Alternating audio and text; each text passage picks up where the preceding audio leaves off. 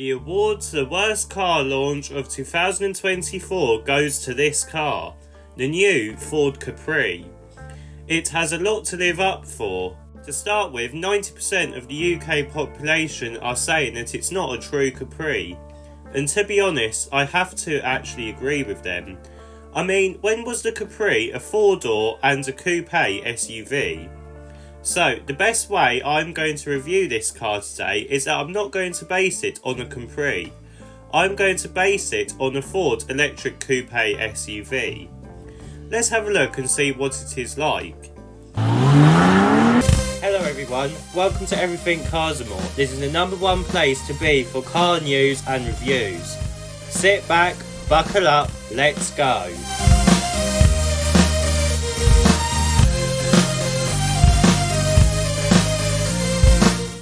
So let's start with the design at the front of the new Ford Capri, and there are some callbacks to the original Capri with the dog bone front end and the LED daytime running light graphic looking like dual circle headlights.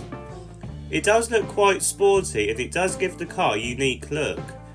Lower down we get a discreet lower air vent and some gloss black material to match the cladding throughout the rest of the car.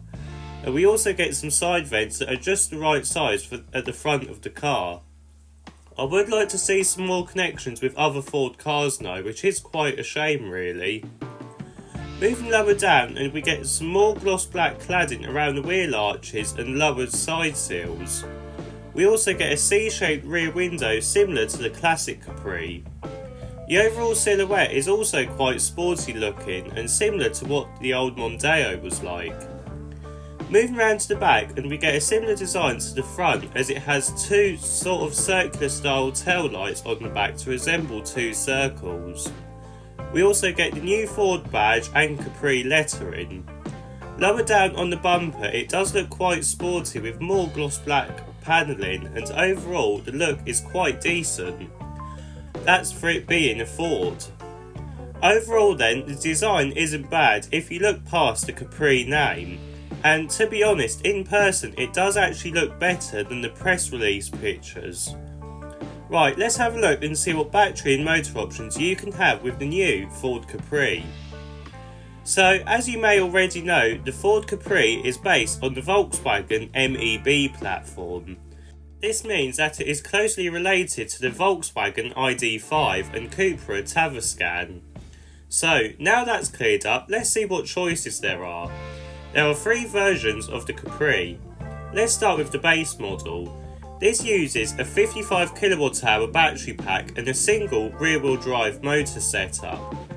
This has 168 brake horsepower and a 0 to 62 time of just 8.7 seconds, which isn't that bad.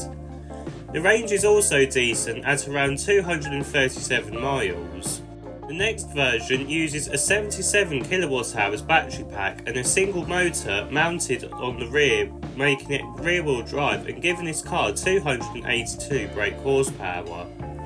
This has a 0 to 62 time of just 6.4 seconds and a range of 389 miles, which is very usable in day-to-day life.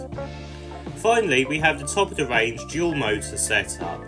This uses a 79 kWh battery pack and a dual motor setup with one motor on the front and one motor on the back, giving it 4-wheel drive. This has 335 brake horsepower and a 5.3 second 0 to 62 time. The range of the car is about 275 miles now because of the dual motor design. The price of the new Ford Capri starts at £42,075, which is just about right compared to its rivals. Right, let's have a look at the interior and see what that is like. So, climbing inside and things start to go downhill slightly. Now, as I have said, the battery and motors are shared with the Volkswagen Group cars, and the interior is sort of the same really. The indicator stalks, window switches and volume slider are exactly the same as what they would be in the new Volkswagen ID.5. Even the steering wheel controls are touch sensitive. But I'm going to look past those, although it is very annoying. The overall dashboard design though is very modern and sleek looking. You get this B&O soundbar up top which looks very great and it sounds good too. We also get a second layer lower down with a full width style air vent which again makes this car look premium. Lower down we get some light coloured materials which makes the cabin feel a lot lighter inside, and in the centre we get this 14.6 inch portrait touchscreen running the new Ford Sync Move operating system, and essentially this is based on the Volkswagen MIB4 software. It has a decent layout and it does work very well and it is very easy to use. You also have some quick shortcuts up top. The climate control is on the screen but it does always stay in the same place, which is a good thing. Now you may be thinking that there isn't much storage in this car, but Ford has given the Capri a moving screen.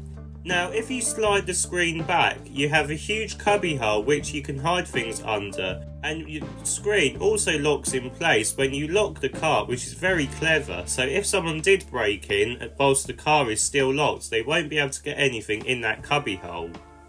You also get some more cubby holes in the centre console, and some cup holders and some storage under the centre console too. There is also a decent amount of space under the armrest. The steering wheel is very similar to the Explorer's in terms of design, but the three spokes resemble the old 80s Capri steering wheel, which I do quite like. Finally, we come to the seats, and yes, whilst they aren't the prettiest to look at, they are very comfy Volkswagen seats, which is quite nice. They also have a memory function and they are electrically adjustable and also have a massage function so the driver can drive in comfort. Right, let's have a look and see what it is like in the back seats. So, climbing into the back and you are welcomed with a dark but airy space. We do get a decent amount of legroom and headroom isn't that bad considering it does have a sloping roof. You also get the two USB-C ports and some air vents as well as an armrest, but apart from that, that is about it. It would have been a bit brighter in the back if you did have a panoramic roof and if the headrests were not integrated, but it isn't a bad place to be. Let's have a look and see what the boot space is like. So, opening the boot to the new Ford Capri and you are welcomed with 572 litres of boot space, which is more than its sibling the Volkswagen ID.5. Folding the rear seats down and this increases to 1,510 litres, which again is decent enough and is perfect for a family. So in summary then, what do I think of the new Ford Capri? Well, if it wasn't called a Capri, then it would be a great electric SUV coupe from Ford and it would be very popular, like it will be. It also has the looks inside and out to suit the younger market, and the battery motor options make it a great and easy car to use from your usual day-to-day life. The Capri also has a decent drive and feels sporty too. Overall then, it is a decent car, but it shouldn't be called a Capri then what should it be called? Well, I think the Mondeo name would have fitted much better, as this car is practical like the old Mondeo. It has a saloon coupe-like design and it has 4 doors. Overall then, the perfect name. What do you think? Let me know in the comments section below.